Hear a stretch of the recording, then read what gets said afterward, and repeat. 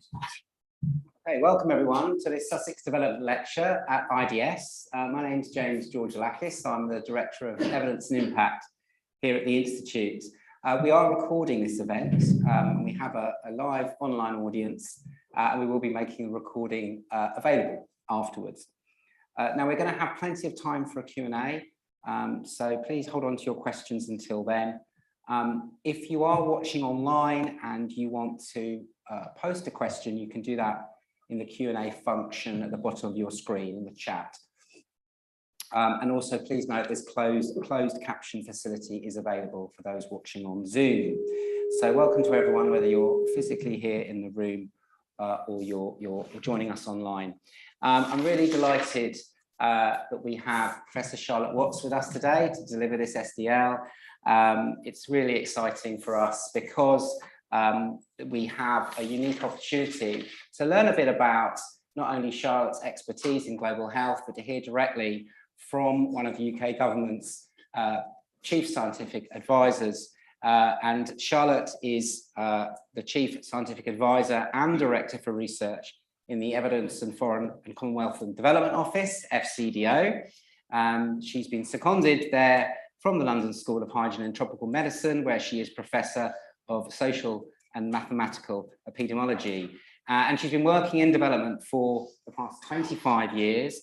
But in FCDO, and I think she's going to tell you a little bit more about this structure, which I think is unique to the UK for science advice and guidance in government that she's part of.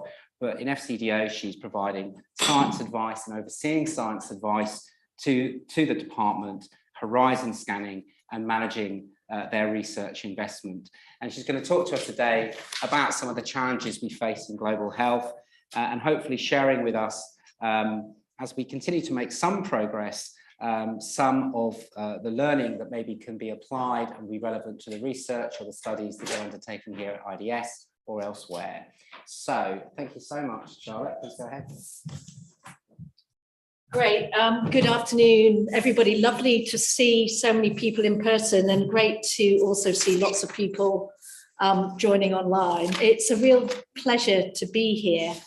I haven't been to IDS for a while. I remember coming quite vividly, actually, when I was early on CSA for DFID, which is now merged into FCDO. And at the time, just having a fascinating conversation with people here. So really pleased to be back and look forward to the conversation after my presentation.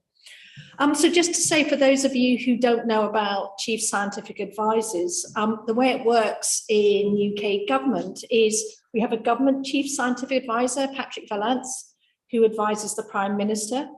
And then pretty much every department across government also has a chief scientific advisor whose job is essentially to support their department to access the right science advice, analysis, evidence, try and really champion the importance of expertise within that department, that you have the right experts to shape decision making, and also support things like foresighting and lead each of the department's investments in research for those of them who have research budgets. So it's a very broad ranging role. So I'm talking to you about health, my background's in health, but actually in my day-to-day, the kind of issues might come up are everything from, for example, if you look in Turkey, you know, what's happening with the earthquake, what's the understanding around the science behind that, what are the overlaying factors and analyses that are useful to inform the humanitarian response, for example, what meteorologically are we expecting and so on. So the breadth of kind of the things on my day-to-day agenda are hugely varied. And it's one of the delights of the jobs, but also kind of one of the challenges, and always keeps it pretty lively as a role. What I wanted to talk to you a bit about today is just building on work that I've been doing along with colleagues, just sort of looking forward to sort of future trajectories in health and issues in health. It's something that scientists in government are quite often doing, is that sort of doing some forward look to really stimulate conversation about the so what and what does it mean about future activity, policy engagement in particular areas. And so, yes, I thought I would share some of the reflections of the analysis in health based on that work. And there's many people who've input into these slides. So I just want to acknowledge unnamed people who within the department have actually sort of done a lot of the lifting on this. So what I thought is I would just work through a range of different slides. Some of it will be really familiar to you. Some of it might be new. But often when you're sitting in a government department, you're trying to look at a combination of factors and go, okay, what's the so what from that? So that's what I wanted to give you a flavor of. And so the first is some of the sort of macroeconomic trends or the macro trends that essentially we are very aware of. It includes clearly the extent to which the world economic order is changing, with China, for example, and several Asian and African economies growing rapidly.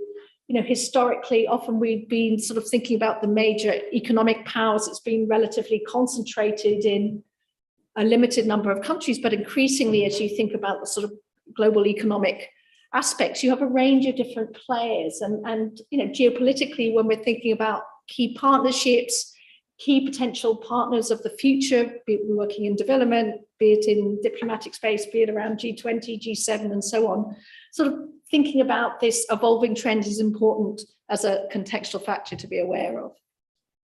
The second, and when we think about development, is often, it's very easy in the development narrative to be thinking about how hard it is, how tricky development is to make progress, and to lose sight of just the extent to which extreme poverty has reduced over the past sort of 10, 15, 20 years, and also the geography of extreme poverty and how's that evolved. So what this plot shows is essentially from 1990 onwards, numbers in extreme poverty. And if you go back to that amount of time, that's kind of when I started getting involved in development, essentially.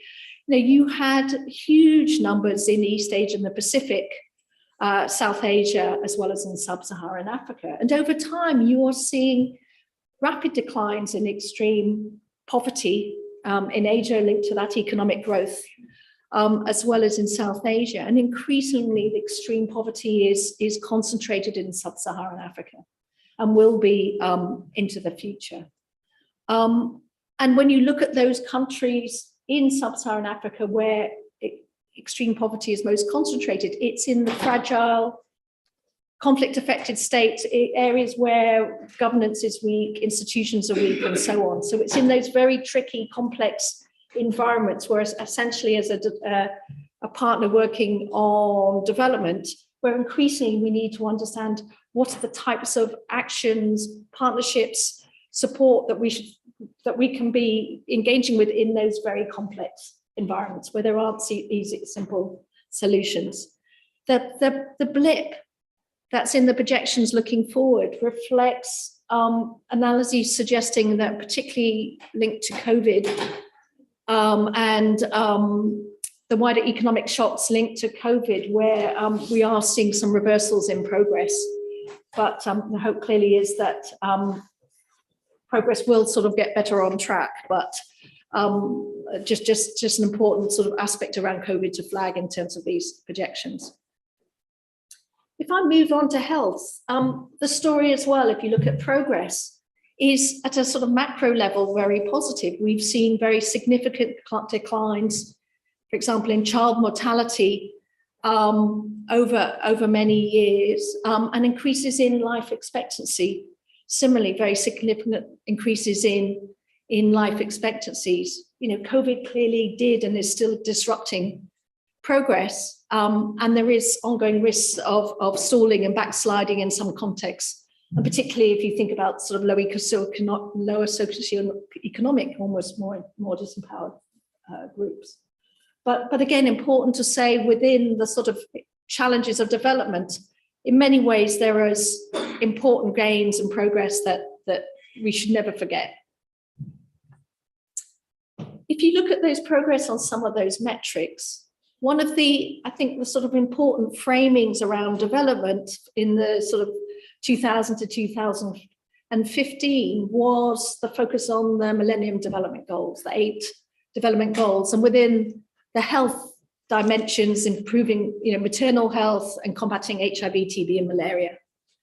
And so as part of that progress that we're seeing is associated with the establishment of major global health initiatives. So, for example, Gavi, the Vaccine Alliance established in 2000, or the Global Fund to fight AIDS, TB, and malaria in 2002, which made had huge impacts, for example, on the availability of antiretrovirals on a large scale in poor countries that directly contributed to increases in life expectancy, reductions in mortality, so many, or improvements in vaccination coverage of childhood diseases. So some of those successes very much related to very deliberate actions linked to the MDGs to try and strengthen national level responses to infectious diseases and challenges in maternal health. Clearly now we've moved on to the Sustainable Development Goals, which rightly has broadened the agenda in terms of priorities, ambitious targets for 2030. Importantly, also stresses the universality of the agendas. It's not solely focused on low and middle income countries. That SDGs are targets for all countries. And also, I think very rightly highlights the interconnections between agendas, that we aren't solely thinking about tackling each of these issues one by one. Clearly now, if you think about COVID, if you think about our increasing understanding about the significance of climate threats, we still have the 2030 agenda, but if you look at where we are now, the options around achieving those goals by 2030, if anything, feel more challenging, more difficult, as we start to appreciate the extent to which climate change, and if we do fail to keep within the 1.5 degree targets, the impacts that will have, and that includes things like extreme heat, heavy rainfall, drought, fire weather, and ocean warming. The science is very clear of the breadth of impacts, that these impacts will be extreme, that they will be multiple, and a real concern that actually there are uncertainties in the science too, and that we might be hitting tipping points that we only barely understand that could, if anything, make our projections optimistic.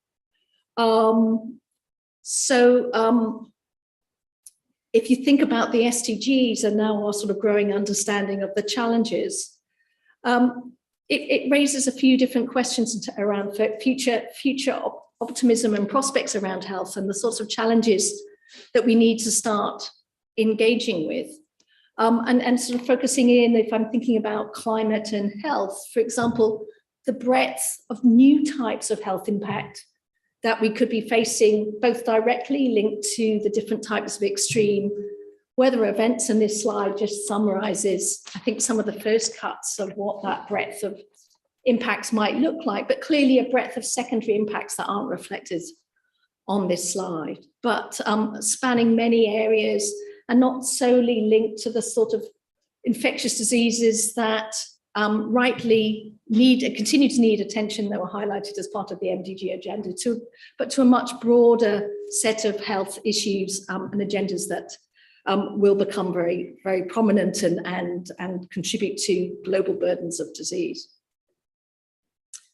The other headwind, if we think about making progress on the SDGs and in health, is just the disparity that we see in health spending per capita. So this slide basically summarizes ranges in per capita investment in health. And clearly, and the countries essentially in red are the countries with the lowest per capita investment, and the oranges are the sort of ones next up from that. So although over the last 2 decades, we've seen external aid increase investment in health, I mean, there are potentially some sort of declines, more recently.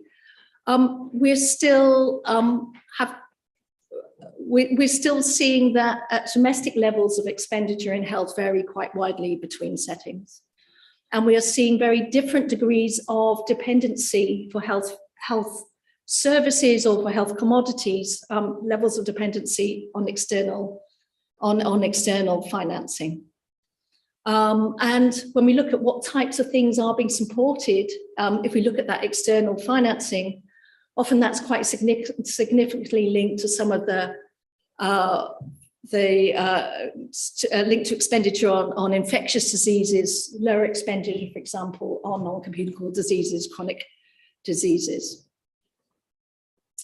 The other headwind, if we look hopefully coming out of the severity of the aspects of COVID, is the extent to which health systems everywhere have faced significant pressures from COVID, and the breadth of impacts that has had on the broader responses on a range of different areas of health. So this slide just gives you some examples, for example, on estimates of disruption in different types of health service between the end of 2020 and the end of 2021, where we're seeing just ongoing challenges around health service delivery and priority agendas, and clearly we see that across many different countries, including here domestically.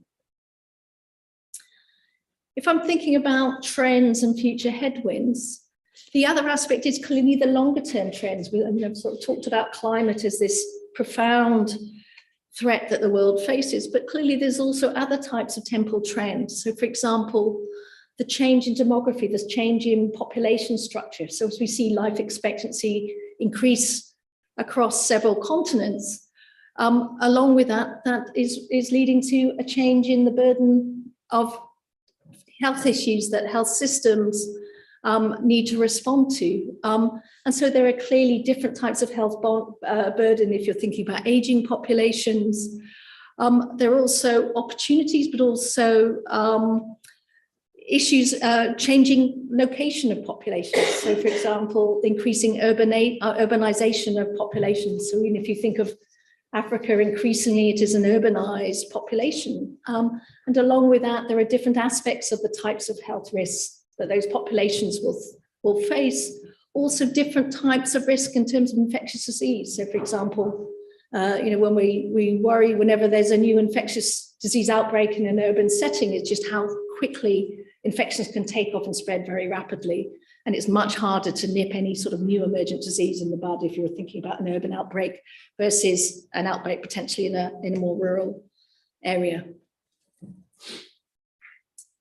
The other aspect that we, in terms of a changing context, is the extent to which different types of shocks are different countries are facing different types of shocks and pressures. So just here are a few examples of the sorts of things that are contextually making progress in health hard. So for example, the plot on the top left is on armed conflict.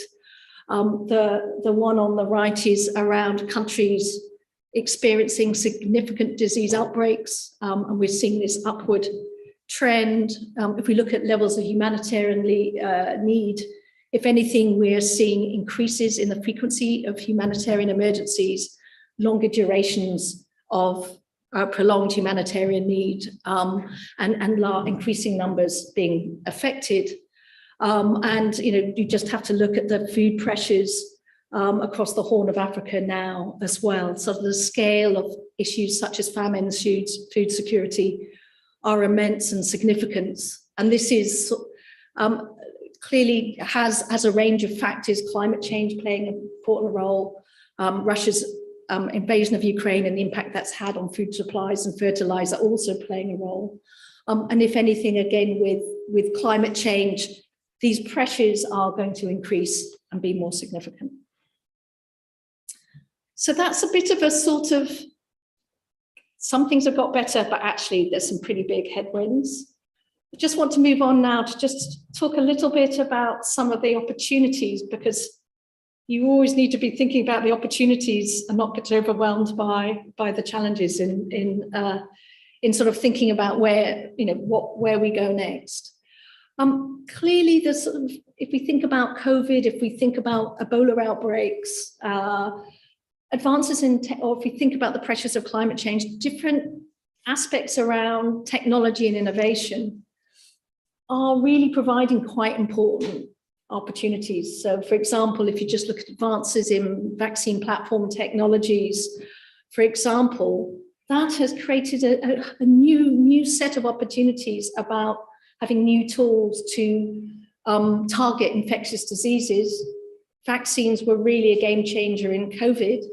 It was a game changer also if we think about the Ebola Zaire outbreak, where a vaccine is now a really important tool.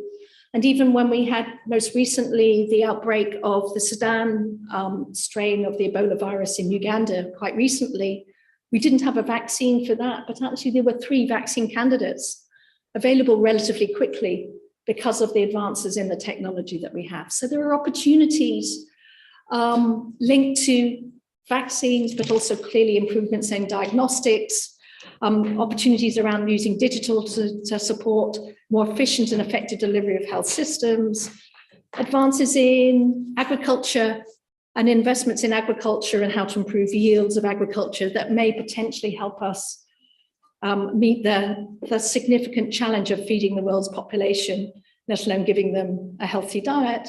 And similarly, other aspects around therapeutics and other commodities that potentially provide important new opportunities. And it's an area within FCDO we've invested quite heavily around how do we think about new therapeutics, for example, for neglected tropical diseases that take it from multiple courses to one pill, for example, for certain types of diseases. I think we're also starting to see a speed up in that research pipeline between when particularly a pathogen was identified or linked to a disease, and when we get to vaccine licensure. And clearly with COVID, the speed at which vaccines were essentially licensed gives us an example of what can be done if you can make the right connections and you have that will to really translate that advancement into something that actually can be deployed at scale. And we need to learn those lessons, I think, for other areas. Now my talk seems to be moving itself on. But I've moved it back, so hopefully we're okay. But clearly there's other lessons are linked to those technologies, linked to those systems that we also need to learn. For me, if I think about COVID, clearly there's an important lesson, and we see it in many infectious diseases, of the extent to which the health burden falls disproportionately on the most vulnerable, and that's both within countries and between countries. We did show that science and evidence can really be effective in driving effective action. But we also very reliant on factors such as health systems and strong health systems, strong surveillance. And if anything, one of the positive lessons, if you can say anything positive coming out of COVID, is the refocusing on the need for strong health systems for resilience to new disease outbreaks, but also as a core basis for responding to the breadth of health issues that we know different countries are facing and the complexity of that. I think the other lesson from COVID is the risks of globally centralized models of vaccine production. In some cases, and some of our successes in health by getting commodities out at low cost have been successful, but essentially they've relied on very centralized approaches to technology production. And that has created vulnerabilities. And I think the debates now are much more, actually, we need to be thinking much more about localization of production. It's not solely that we have the right technology, but also how do we think about distributed production? For example, that vaccines are produced in Africa for use in Africa or to support resilience around the world. And so that has changed quite a lot, that framing, if we're thinking about not only the future ranges around technology. It's not just about having the right tool, but actually how do you make that system resilient, and how do we learn from COVID about what the challenges were? Clearly, there are other aspects when it comes to technologies that have also emerged. For example, issues around vaccine hesitancy, distrust in science, that have, and the importance of social media in fueling misconceptions, misinformation, not only within a particular geography, but also between countries. And a really important agenda as we think about new opportunities and solutions is also those understanding how do we learn and understand how to really build trust and understanding about opportunities that do arrive. And then clearly this point I made just now about the importance of national investment and for global systems and structures. So I hope from this, I've been talking to you a bit about, okay, what's that journey we've been on from the NDGs to the SDGs, that broadening out of health agendas, how the burden and distribution of infection causes of ill health and death have evolved and are changing, and the threats that climate change pose to us all, and they're significant and broad in their implications, and potentially mean that if you think about a health system in any country, it will need to be responding to a breadth of different presenting problems, but also increasingly responding to extreme events and emergencies, because that's what we'll be most likely seeing if we are not making adequate success on mitigation of climate mitigation of our climate mitigation actions. If you look at the global health institutions that have been really a critical part of the success to date, it includes things like Gavi, the Global Vaccine Initiative. It includes the Global Fund for AIDS, TB, and malaria. It includes things like UNITAID, which has been really important in generating evidence around and creating understanding market factors around access to new technologies, as well as various research initiatives, product development partnerships, many of which we've supported. And there are also new players on these global health institutions. So, for example, the Coalition for Epidemic Preparedness and Innovation, which was established to really drive forward advances in vaccine production. This complex, this landscape, lots of letters, some of you will know what they are, some won't know all they are, it's pretty messy. It's pretty complicated. And you can see that they have different areas of focus. And so now, if we look forward, there's becoming an increasing discussion about actually, is this sufficient? Is this fit for purpose for the breadth of challenges in health that the world faces? And if you kind of to give you a flavor of the sorts of issues that we face is, for example, the financing. You know, essentially, we've got multiple funds tied to specific disease areas and outcomes. Often we're dealing with concurrent replenishment rounds that are increasing in size.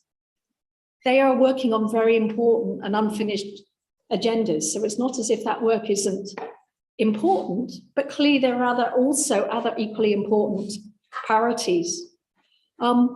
Linked to these different organizations, there are multiple structures, M&E frameworks, different missions. And it's very hard across that complex mesh of organizations to say, well, what does that mean about the health system? How do these initiatives, for example, lead us to a stronger and resilient health system that is able to support the breadth of issues that they will face? There are also questions, for example, of what happens in transition. So if a country is growing economically, how do you try and address that risk that you don't fall on a cliff edge of you were able to access low-cost vaccines, but suddenly you can't, and you haven't got in your own domestic budget the finance for those vaccines. So there are sort of unforeseen consequences in some respects of some of the initiatives that we supported for what does it mean as countries grow, their GDP grows. There are also broader contextual issues of financing flows as development budgets get squeezed, as domestic resources on health might be squeezed. Actually, just how do we think about what is the future landscape, and how do we think about the governance, whose voices are important, whose voices need to be heard? How do Southern voices, for example, really get reflected in these global health and major health investments that essentially the world is supporting. I'm not going to tell you the answer. We don't know the answer. But what I wanted to flag today is it's a very live question. And actually there are parallel discussions going on around economic development as well. And there's a number of initiatives, but the one I wanted to flag to you today is an initiative called the Future of Global Health Initiatives. It's co-chaired by Mercy Mangani, I'm sorry, I'm probably saying her name incorrectly, and John Arne Rottingen. So it's great because it's essentially, we have the former Chief Administrative Secretary from the Ministry of Health in Kenya. She's been in government in Kenya, really understands how financial decisions are made within Kenya. And then the Ambassador for Global Health in the Ministry of Foreign Affairs in Norway. And this initiative is really starting to open up a conversation to go, there's been huge successes with these initiatives, but what does the future look like? And the objectives of this initiative is what are we aiming for? You know, and clearly, ideally, we want a system of those global health initiatives that is efficient, that's effective and equitable, and able to support the strength of health system capabilities and deliver health impacts. Ultimately, we need to be delivering health. We need these initiatives to deliver health impacts. It will be looking at financial streams, both within and between, and thinking about issues of how do you, for example, get stronger at thinking about what might be central initiatives that can incentivize domestic investment and doesn't end up inadvertently, for example, ending up as a substitution, which is in some settings what we're seeing in practice play out in some contexts.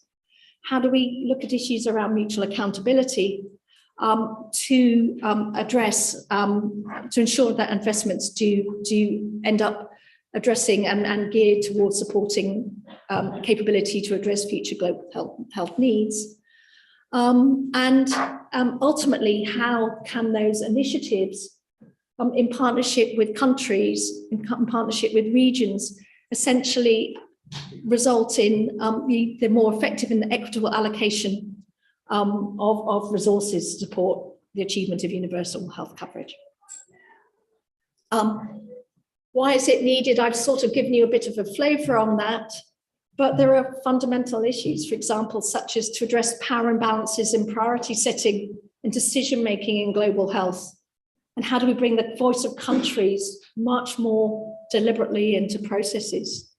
How do we address the risks of fragmentation that we have potentially in the initiatives? How are there systems to really think about prioritization and coordination? And how can what might be the role of global health initiatives that reflect that we have a radically changed epidemiological and demographic profile and burden of diseases that essentially countries will be dealing with in future? And lastly, that responds to the political and economic shifts and the evolving nature of the wider global health architecture in which these global health initiatives are playing a role.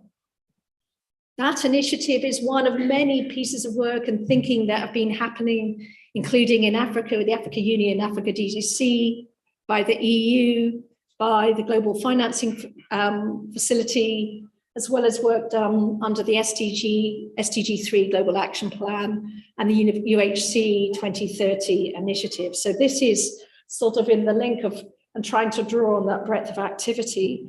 It has a range of components to it. And I've sort of presented who are the leads, but a range of countries engaged in that consultation. There is a research component that will be seeking to feed evidence in. Wellcome is leading on that, and there's a commissioning process for that I think is underway that will produce a lot of analysis to inform those deliberations. And what is interesting, and so as the UK, we are part of that initiative, but we don't know we don't have a strong view. We sort of know we need change. We're aware of the dynamics, but it's not as if we have a fixed view of, well, this is what we think should happen at all.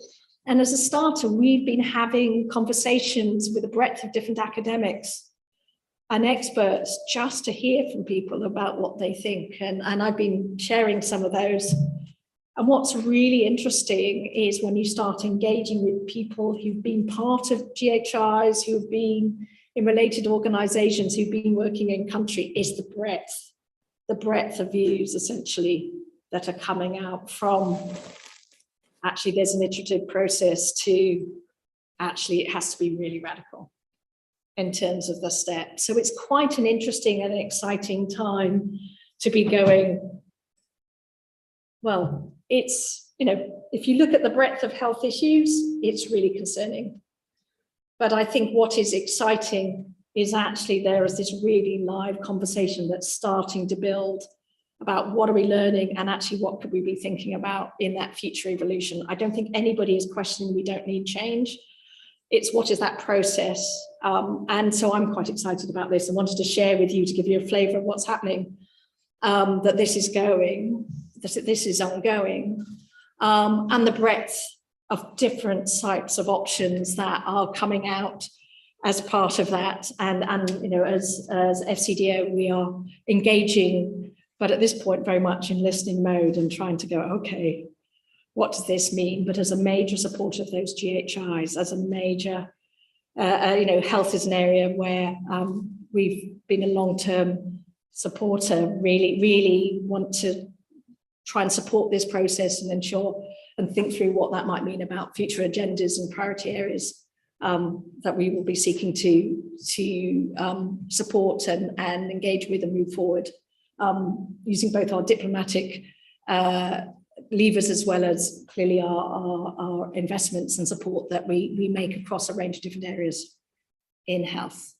So I'm going to pretty much end there, but just to say, I mean, in terms of top lines, don't forget the progress we've made in development in health when we look at and can become overwhelmed by the challenges ahead. But it is going to be challenging ahead if we look at the breadth of impacts on health that we're seeing. Some of the changes is because of the successes, aging populations. Others are to do with the big new pressures that we're facing in health linked to climate change. I think what we've learned from COVID is clearly the global connectedness of the world, of how quickly and how extensively health threats challenge us all. And I think it's highlighted a lot of the weaknesses of the current approach. I think, quite honestly, I come from a background of working in HIV that similarly highlighted a range of other settings. COVID-19 was a big shock to the world. COVID-19 pales, I think, in comparison to what we might face with the impacts of climate change.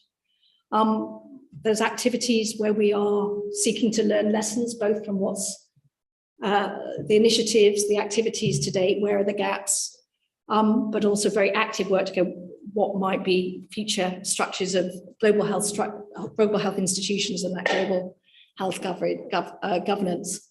And for us, I think it's really important as an opportunity to focus more explicitly on issues such as equity, localization, the importance of universal health coverage, the importance of prevention, which is often outside the health sector as a driver, and issues around accountability and sustainability.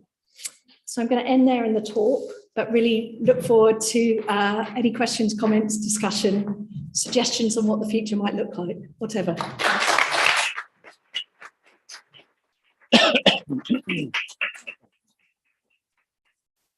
Thanks so much, Charlotte. That was really good. So we're going to open up for questions now. And I think, you know, it's been in a mere 40 minutes. I think it might be less than 40 minutes because we started a couple of minutes late. You've given us trends, headwinds, innovations, learning from COVID. And then right at the end, I felt, you know, the insight into kind of the work you're doing within FCDO around future global health initiatives and what some of those look like. And this live conversation that's happening. And I'm glad you finished on your very final bullet point. You were talking about equity and inclusion, and I wouldn't be doing my job at IDS if I didn't say, well, this live conversation, it'd be interesting. I'm betting this question is going to come up, but how do we bring the less heard voices into those live conversations, given that some of the most severe health challenges are happening in places in the world where not everyone gets to participate in those. So I'm going to ask for maybe a batch of questions. Raise your hands if you have a question in the room, and then I'll ask Gary in a moment to alert me to questions online. And if you could say who you are and where you're from, that would be really helpful. So I've got one here and one at the back. I'm going to start with this side of the room. So here and here and here. It's the first three. Thank you. Hi, there's a microphone coming around, otherwise online they can't really hear you. Thanks. Hi, James Cole, Advocacy Manager at Stop AIDS. Great presentation, thank you so much. I was pleased that you firstly raised the massive impact the Global Fund has had over the past 30 years, but then also the challenges we're facing right now with GHIs in terms of replenishments. I think the Global Fund is most recent example of the issue with replenishments. Looking last year, the Global Fund for the seventh replenishment had a minimum target of raising at least $18 billion to get the response against the three diseases back on track and to advance pandemic preparedness. But whilst we saw the US, Germany, Japan and others reach the Global Fund's target of increasing funding by 30%, the UK government went, as you know, went the other way and made a cut of 30% down to now just 1 billion. I also wanted to ask, from a scientific methodology background, what do you think the impact is going to be of the Global Fund being 2 billion short of the replenishment targets? And do you have any more hope in terms of the replenishment if we're not able to get this broader changes within the GHI's approach? And if I may just very, very quickly, really like your final slide, looking at the importance of equity and localization. So building on that and the promise that health technologies do have, what would you like to see from the pandemic accords and be negotiated over the next year? Okay, it's cheekily 2 questions, but I'll let you off. So let's have 2 more before Charlotte responds, and then we'll have time for plenty more after that. Thank you for your presentation. I'm Padam from MADIV. I would like to know the current trend of health investment, which usually means investing on doctor-patient ratios, training them, and majorly investing on curative options, not rather overlooking the preventive and promotive aspects. For example, emphasizing bariatric surgery for obesity, even in child such as much as 10 years old. So, or focusing on training health workers on water communicable diseases rather than on health and sanitation, water sanitation. So what do you think where we are heading? Are we heading more towards the monetized health system which are profitable, or those systems, those options that are less monetized and are more sustainable? And also look at, for example, if in terms of obesity, if we only think about health policy in terms of not in terms of number of hospitals or doctor trained for bariatric surgery, but also about how many open spaces or how long can their school number of hours they can spend in playing, and policy issues such as sugar tax and so on. Thank you. And Maritz, perhaps my number 3.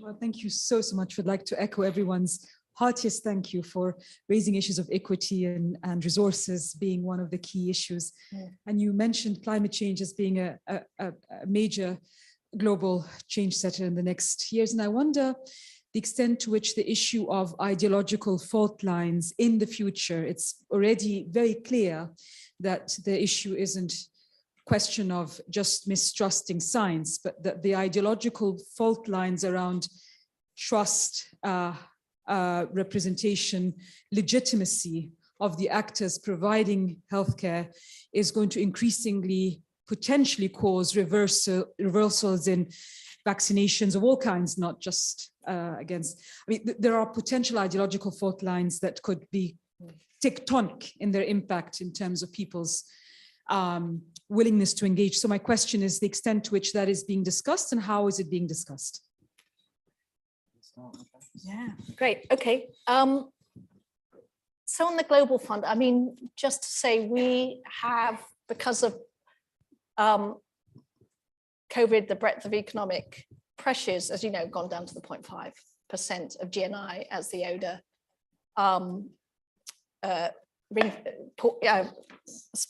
the ODA envelope that the UK's had. And so as part of that, there's been really tough choices. And you know, part of that tough choices has been for the replenishment that the UK didn't, replenishment was 1 billion. I think the thing I slightly challenge is when you go just 1 billion. 1 billion is hugely significant and does reflect, you know, the continued commitment and support for the Global Fund. 1 billion is, yeah, and within a smaller envelope, essentially.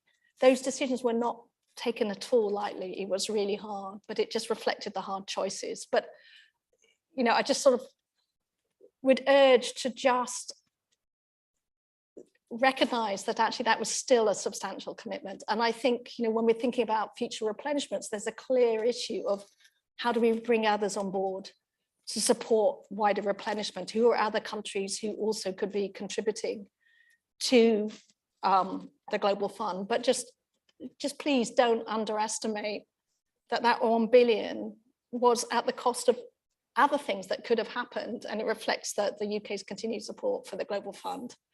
I'm not going to kind of really be able to give an estimate of what that translates to, and I don't know enough about the Global Fund workings to do anything like that. But just to say, it was really hard choices in the relationship to, and numbers, a range of different aspects of commitments that essentially the UK has made and is trying to juggle. And actually part of the challenge we have moving forward is those multiple replenishments. The reality on a sort of global scale, I'm not talking about just the UK, is essentially increasing replenishments for increasingly large amounts of funds, when essentially, if you look at the sort of ODA funds around the world, development funds, they are not increasing. So we have that fundamental tension. And so that's why we really need to be thinking about actually what is the way forward and how do we bring others in, but also how do we encourage and incentivize domestic financing as well around services. And so that I think is the agenda ahead, is that really trying to bring others to the table, but also really where there are options to really encourage domestic financing and investment as well. On the pandemic accord, I'm not embroiled. not embroiled in the detail of the nuance of the pandemic treaty. Apart from, for us, it's a very important agenda where my policy colleagues are heavily involved and clearly, you know, really looking for issues around how do we make progress on issues around access, around equity. How do we look at opportunities, for example, to ensure that you have that rapid transfer of, I'm forgetting the word, but the tech transfer opportunities and things like that. So in a way, learning the lessons from COVID of what we need to do in the future. But I don't know the fine details. Gentleman at the back, I didn't quite hear all that you said. I mean, I think there was an element about sort of public versus private provision of health systems. I think when you look at health systems around different countries, there's a very different mix and different models of health system delivery and sort of insurance-based systems, mix of public and private and so on. My reflection is there isn't a one size fits all in that, but ultimately you need to be thinking about what can we learn about the systems that achieve coverage, that do incentivize investment in prevention, that do support universal health coverage, that does try to not overtreat as well as and ensure access to the most vulnerable.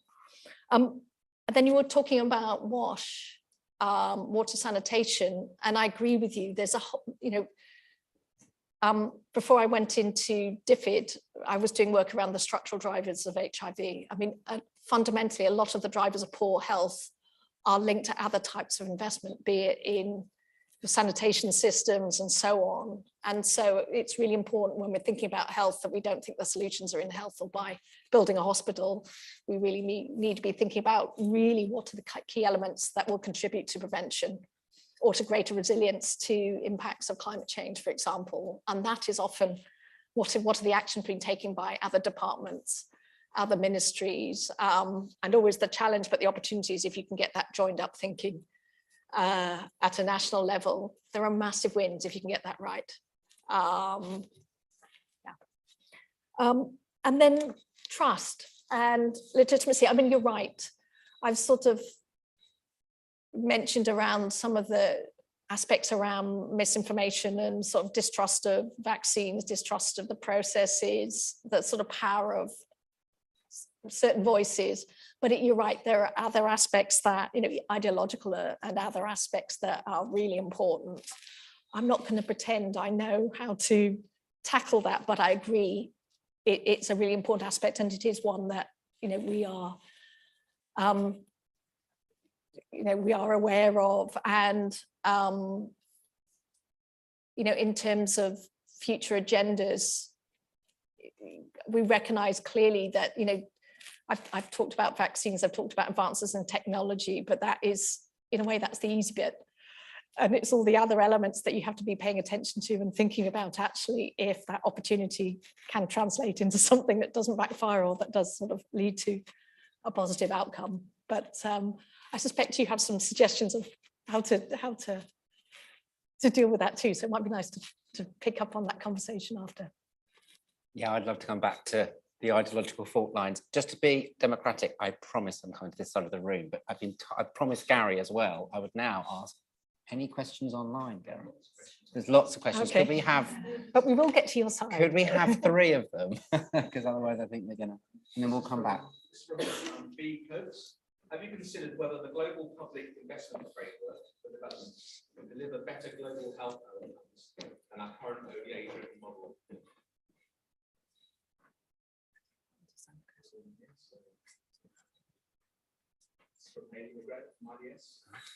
Thank you for a very interesting talk. I found the comments in the Global Health Initiatives process particularly interesting. I'd like to ask Charlotte what she thinks the key priorities are for pandemic preparedness as we reflect now on the experience of COVID. Further, what is her view of the pandemic treaty process and how is FCDO involved? In particular, will this be able to address some of the issues related to global regional differences and power hierarchies, e.g. different disease priorities as perceived by global and regional actors, or the difficulties with ethical distribution of resources or technologies? Let's just go one more, and then I think we leave it to Charlotte for some discretion to answer those Okay. that she feels she can answer or don't overlap too much with others. Okay, from Ken Bluestone. Regarding the changing burden of disease, do you think sufficient attention is being paid to non-communicable diseases? And given the increased life expectancy reference, how can better health across the life course, including older people, best be addressed? Okay. Yeah. So, I mean, the question on the pandemic treaty sort of somewhat intersects, I think, with the question I was asked just now. I think my understanding of so FCDO is engaged, it's my policy colleagues who are leading on that. I think a key aspect, my understanding is a key aspect of the pandemic treaty is essentially how do we try and address some of the challenges and issues that we faced in COVID in terms of access to technologies at pace. How do you, for example, ensure that understanding science findings are shared rapidly, that the sort of IP aspects around technologies are shared. I'm not really cited on more than that, so I'm not going to pretend that I am, I'm afraid, because it's not the area that I'm leading on. But what I'm encouraged on by the pandemic treaty is it is really trying to get agreement on what have we learned, what worked, what didn't work, and then what might be the things you want to hire wire in essentially in future for future pandemics, learning from that. In terms of NCDs, clearly, I mean, a key part of the talk was essentially highlighting the importance of NCDs, and that essentially health systems, or when we're thinking about prevention, we need to be thinking not only about infectious diseases, maternal infant mortality, but also thinking about NCDs and what's the types of health system capability you need. A key aspect of that will be around prevention. What are the types of prevention activity that can reduce the risk of chronic diseases? But also, similarly, what is the model of a health system that you need that can essentially be responding to chronic conditions? And that is very different than potentially the health system you might need that's facing a burden around, that's predominantly around infectious diseases. So there's just quite a lot of evolution of thinking, but also very clearly opportunities to learn from different countries about how they're evolving their health systems in response to the changing burden. In terms of pandemic preparedness, there's been a lot of work trying to think about, for example, the 100-day plan. What will be the activities you would need in place so that within 100 days of identifying when you had a disease of pandemic potential, that you could have a technology available and deployable at scale? And that's everything from the types of surveillance you have, the types of sharing of information, be it the sequencing, the capabilities and distributed capabilities to do the sort of research steps to test products, for example, the distributed production capabilities linked to technologies, candidates ready to go for different viral types, for example, so that you could move quickly.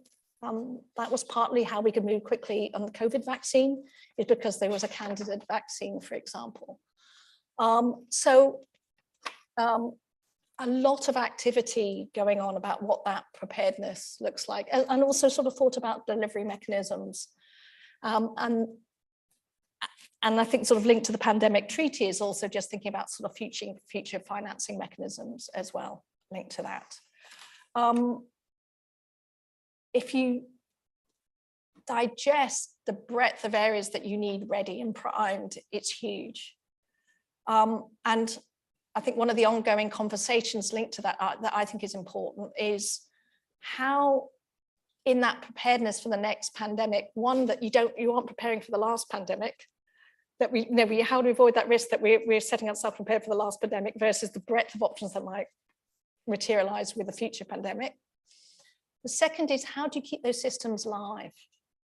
And so essentially, what are the opportunities for the day-to-day applications of those types of capability that actually we could be using potentially to deliver health services, to deliver new options for the everyday killers, the everyday threats, but also mean that we are better prepared for the new disease outbreak. And that, to me, is a really important opportunity that we need to be paying attention to when we're thinking about that systems. Because in practice, when I look at some of the capability, some of the things that progress more quickly, it was essentially existing structures, existing capabilities you're able to pivot really quickly. And that was both in sort of delivery, getting health messages out, research, and so on. And so I think when we're thinking about pandemic preparedness, what's really centrally important is that we're linking to that to our thinking about how do we strengthen core systems that anyway we have really important and good uses for, but also ultimately will give us greater resilience. And then we also get the policy frameworks and agreement linked to the pandemic treaty and so on, also lined up. So we aren't having that discussion, in the face of a threat, and when sort of natural urge could be that, okay, how do we protect our own versus also think about protecting the world. Thank you. So this side of the room, I've arrived. Yes, please go ahead. Thank you. Thank you very much for the presentation. It's very interesting. Yeah. So you kind of touch upon this issue, but I want to go back because I want to hear your reflection in a broader sense. The question is the extent to which all these in these spaces of reflection post-pandemic, like for example preparedness for next pandemics and so on, is appearing this tension between global public interests around health and private companies' interests, which were very clear during the pandemic around issues like you mentioned IPR, but not only also, for example, possibilities of using information about clinical trials and all issues that will got in the way of making this knowledge that was available and that might be available to respond to future diseases, to make it available to then create the products you need to deliver the responses. And that, in my view, during the pandemic, there was a clear tension between what was the global public interest and the interest of private companies. And then in all these global initiatives, we saw reflected also the conflicts of interests of certain countries that were defending their own companies in terms of this, for example, the discussion about patents or other kind of possibilities of sharing information and knowledge and so on. And so I'm just intrigued in understanding the extent to which these discussions are taking place now, or discussion around these issues are taking place when we are reviewing what happened and also thinking about the future.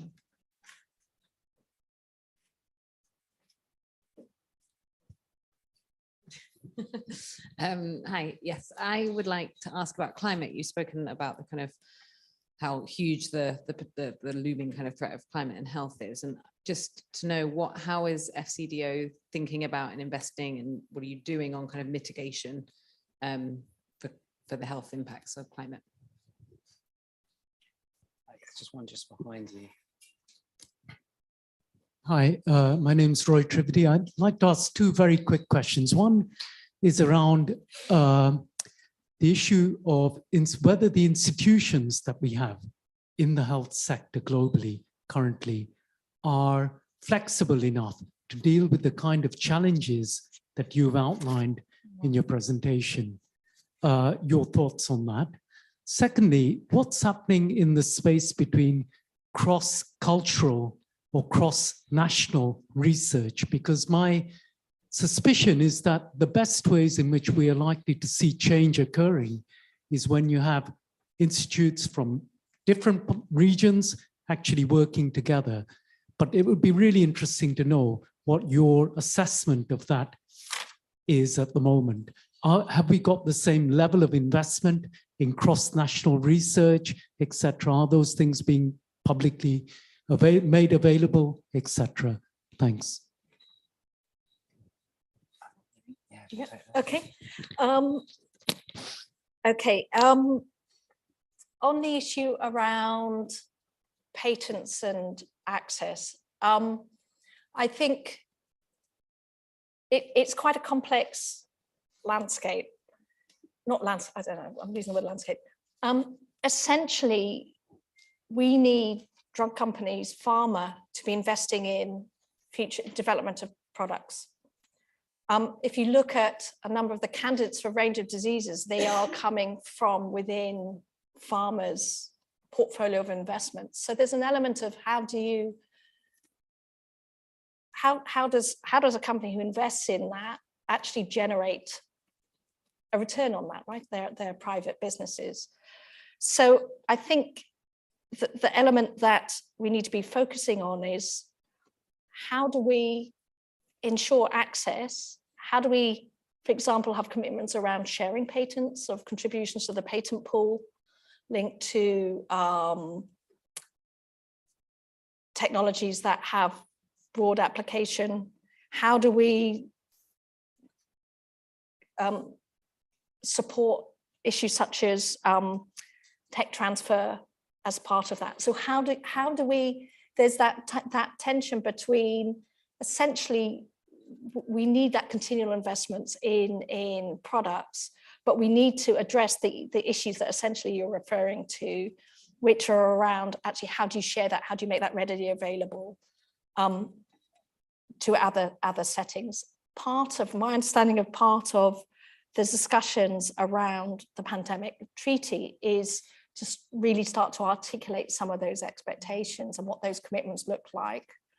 I think there are other related aspects around production capability, because some of the issues we had also were the sort of volumes of production and how do you go to scale. So there's an element about the IP which tends to get focused on, but I think there are other elements also of how do you support that wider production capability, so you aren't in a way, because you have that interplay with then domestic pressures. So for example, India at one point had a massive wave, so then there was vaccine being produced, but it was like, actually we need it to use it for our own population. So just to say, I think there's a few different factors that essentially need to be worked through to go, ultimately, how do we get to a situation where vaccines could be available to everybody who needs it quickly? I think patents is one bit, but it's part of a set of factors, and often it gets focused on, I think, as one of the elements. On climate, I'll do the cross-national research. I mean, essentially, in all aspects of research, I mean, I don't think it's an overgeneralization. We know science research progresses most rapidly through collaboration. You know, there's a sort of image sometimes of science advancements by a clever person in a room, but it's collaboration within teams, it's collaboration between institutions across disciplines and across countries. So that cross-national research is just sort of core underpinning, I think, to making progress. If I think about the research that we support in health, often in some of the work on products, we are bringing together private sector and public sector institutions, very commonly breadth of different institutions across a range of different countries who have complementary skills. And that's the power, and that's often how we end up with, able to produce, new advancements and new therapeutics or vaccines. And actually, what was interesting, one of the things, so as part of the COVID response, I was talking a lot, because I'm the chief scientist at FCO, to scientists around the world. And it wasn't, there were conversations between the people doing sequencing in different countries. We were having conversations with the scientists in government about what are we understanding? What are you understanding? This is our latest analysis. Let's share it. It was very live. And with a broad range of countries. And to me, it was one aspect that actually it felt like it was happening in real time in very live ways, very organically. And that sort of technical to technical conversation wasn't at all difficult to do. And some of the learning, a lot of that learning essentially came from the collaborations, but also the kind of exchange of information between scientists. It is more of it being funded now than it was 2 years ago. In terms of,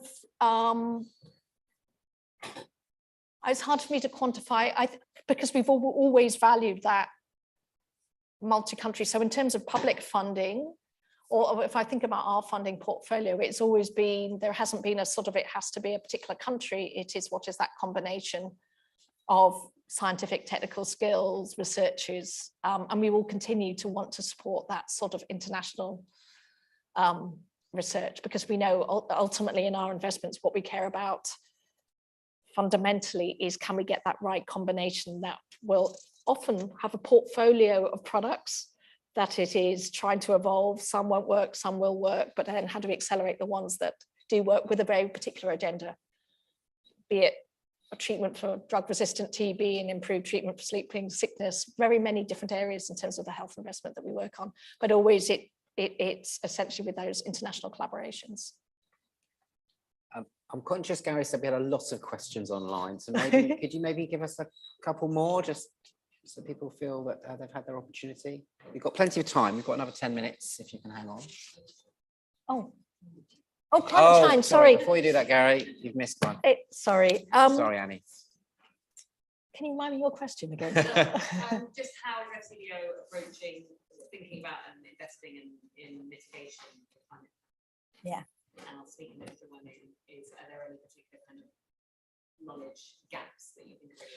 Yeah, so I mean, on climate, per se, increasing percentage of our research portfolio and the innovation, and so there's major policy activity, but just to give you a sense on the research side, is focusing on different aspects around climate. So within our climate portfolio, it includes work to improve understanding of the science of the sort of predictions around, and to improve granularity of data around predictions, so that, for example, in Africa, it's sufficient granularity to help really drive decision making around adaptation, around resilience, those sorts of things. There are investments we have in agriculture. How do we support the development of new, plant varieties that might have shorter growing seasons, that might be more resilient to extremes in weather, those sorts of things as an option around increasing resilience. Includes major innovations in clean energy technologies, solar in particular, but also, and that's everything from different types of battery technology, sodium versus lithium, for example, through to investments in things like electric transport. How do we improve clean energy access across developing countries? And also supporting quite a big partnership around adaptation and research. And that is looking at really supporting it and trying to bring other partners, both funders, but also for society and on the ground community groups together to say, how do we learn, get much better at learning what is happening and how our community is able to adapt to the breadth of impacts of climate change. It's the Adaptation and Research Alliance. And there, our interest is really, it's that sort of action-oriented research, but trying to ensure that that then feeds into wider networks, because the impacts are hitting now, the locked-in impacts are taking their toll. And it's really important that we generate that learning in different ways than essentially our standard calls. In terms of climate and health, many of those areas have health implications if we get it right. But we're now starting to think about, is there more that we should be doing more directly on climate and health? And we're essentially sort of thinking about that. And I just came from, I was at the Wellcome Trust yesterday, who are making major investments in Wellcome in health. And so there, what I'm sort of kind of understand is what are they going to be prioritizing? What are they doing? Is there a role that we should be playing in partnership with them to complement them? For example, in that work, but just to say massive amounts of activity now in the research space on climate. On climate and health, on the political space, at COP26, one of the agendas we did put on, and it was, I think, the first time it got a real focus was on climate and health, and that was linked both to sort of commitments of how do you try and address the climate impacts of health systems. You know, the UK has signed up to a net zero commitment, encouraging other countries to sign up similarly, but, you know, really unpicking what that looks like. And my understanding is the next COP, there will also be a day on health. And I hope that will focus as well on sort of broader aspects around health, around, for example, the health benefits of increased mitigation activity, the co-benefits linked to health, as well as how do we recognise the health impacts of climate change. Okay, Gary, a couple of questions from our online audience, please. Thanks for such a thought-provoking presentation. Regarding change in the global health architecture, lessons from UN reform suggest change can be very slow, if at all, even after consensus. How do you think agreed changes are to be made more swiftly implemented in the future?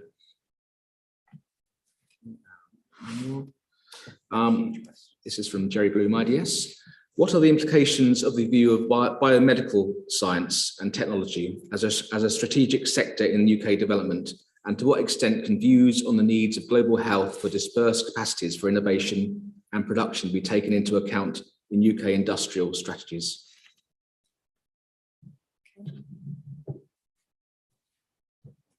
Go for it. I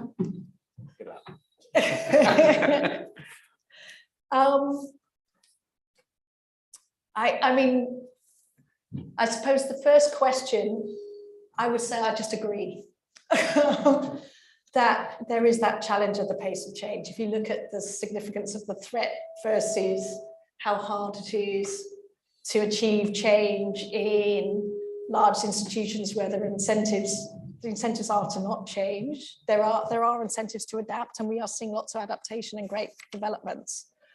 And that's why partly I'm really pleased that we have this quite broad ranging initiative, the Global Health Initiative, to really try and unpack some of that realities and have quite honest conversations about what's the challenge and how do we address that.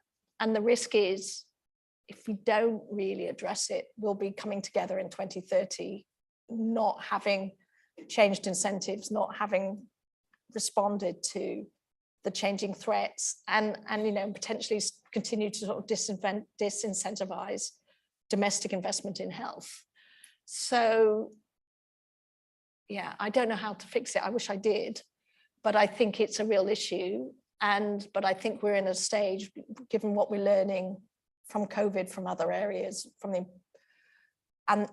in a way with an awareness of the changing burden and threats ahead, that actually we do need to be open to a breadth of options. And I think the question is that this initiative will help inform is just what's that balance between really protecting what's great and ensuring we're delivering on core agendas, but also hopefully having some space to also be quite radical in some respects. On biomedical and the UK industrial strategy, that would be my other colleague, CSAs, who'd be better placed at answering that than me, I'm afraid. But just to say, I mean, the UK life sciences is very strong as a sector, and so it is recognised as being an area where I think there's opportunities linked to future economic growth. You'll have seen a couple of days ago the formation of a new department that is essentially bringing together a range of different departmental activities on science, tech, and innovation. It's, I think, a step forward in terms of government structures. It means that at cabinet level, there will be a minister who will be inputting and engaging and leading discussions on science, tech, and innovation. My understanding is the Office of Life Sciences is going to be connected to that department as well. But I think the ambition linked to that formation of the department is really that those opportunities are really, that there is, a departmental level focus in really driving forward and trying to make the most of those opportunities and the strengths that the UK has in that sector. Brilliant, thank you so much.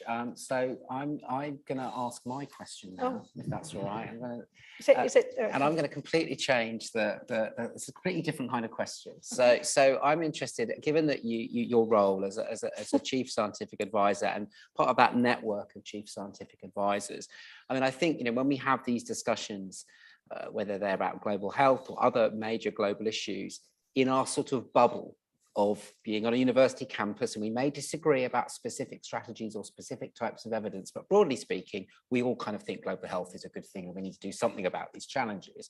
But you're working very close to government in a situation where, bringing it back to what's happening right now in the UK, your average UK citizen, they're waiting 10 hours for an ambulance to turn up. They're spending 12 hours in the ambulance in the car park of the hospital. And then there is some chance, albeit quite a low one, of them dying on a gurney in the corridor of a hospital. How does the government make the case to the taxpayer that this all should be a priority at this time? And what's your role in that? And how can we help? I think it's a really, really good and salient point, and it brings us back to a bit of a reality. So if you look at polls of the population, they don't tend to think that development is the #1 priority. It might be for all of us, but they don't tend to. When you looked at that move to 0.5%. It didn't create a massive outcry. I think some of the evidence also suggests actually people think it's a lot of money, but also don't really know how much it is. You know, so there's sort of various things at play. For me, I think it's really important that we tell a story about the development that we can feel proud of, and that's, you know, how much has been achieved, how important those relationships and partnerships are as we look forward as well, you know, what we can build on linked to that, those histories of partnership that we've had over many years. I think it's also that we start talking about the success and help sort of demystify what is development. You know, it's not giving out splodges of money. It's informed, it's evidence-based, it's often supporting innovation, it's working in partnership, it's leveraging other resources in. The sort of actually that what it really looks like and then what it achieves is I think not always kind of, I don't know if we tell that story sufficiently. But what's interesting for me at another level is if you look at the UK population, they contribute massive amounts to charity, right? They are a generous, caring population. So, you know, it is, I think that's just how do we really think about you know, the question to all of you is what is that? How do we tell that story better? And how do we explain that? And potentially, how do we get smart in thinking about who are the people that the population want to hear from? And it probably isn't the people in government who are kind of managing funds. It's probably other people in their networks or in their, you know, that they respect, who they trust or give an independent view. So for me, I think, you know, in terms of how can everybody here help in terms of really expressing the importance of development, it's talking about it and what it achieves and why, you know, all of you care about it and dedicate your lives to working on it essentially. But it's, I think, essentially it has to be, it can't solely be, I think, people in government making that case. But I don't have the answers on how we get there. But I would, you know, I think you've homed in on a really important point, that it's a really important agenda ahead, and to support that continued commitment. And it's an area where the UK is really strong. The UK has led in terms of thought leadership. We've, you know, been significant, and we continue to be a significant donor in development. We have an extensive network. We're working across a breadth of agendas, and we still have that ambition to really drive and help shape and achieve impact in development. And actually now we're at FCDO, the opportunity for us is to really try and use the breadth of our agenda, our levers, our diplomatic skills, our overseas networks, our expertise, as well as the development financing that we have. And that's the conversation internally that we're having, is around how do we really use that breadth to really make progress in development and hopefully I suppose create greater resilience to the impacts of climate change and other threats, but also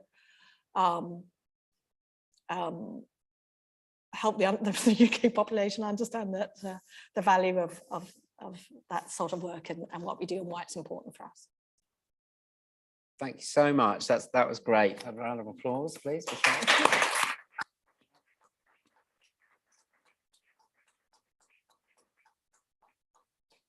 I'm not going to try and summarize that, but I think, you know, what we've heard is, you know, we started off kind of talking more about technology and lots of questions about global initiatives and financing and mechanisms, but what we've kind of ended on is the kind of the politics of it all. And that whether that's the politics of it here in the UK, with the contestations around ODA, whether it's the politics of global health in low-income countries and medium-income countries, you know, it's very much a political, not a technical kind of area. And I thank you so much for sharing your insights. I think it's not often you get this level of openness and frankness from someone so close to the mechanism of science advice and science in government. It's been a wonderfully enlightening. Thank you so much. The recording, for those still watching online, the recording will be made available shortly on our website for all of you. Do go to the website, and if you think you've got colleagues in other organisations or who couldn't be here, do share that recording with them. That would be much appreciated. We have many more wonderful Sussex development lectures coming up throughout February and March, so do check the website for details. Thank you so much. Great, thank you.